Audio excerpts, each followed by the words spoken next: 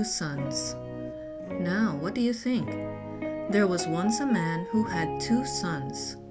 He went to the older one and said, "Son, go and work in the vineyard today."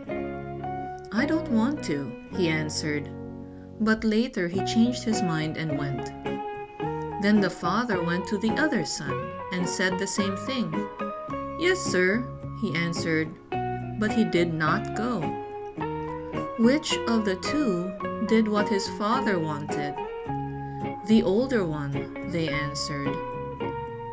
So Jesus said to them, "I tell you, the tax collectors and the prostitutes are going into the kingdom of heaven ahead of you.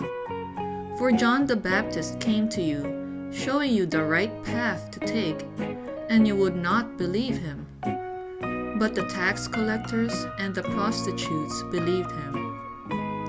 Even when you saw this, you did not later change your minds and believe him." The Gospel of the Lord.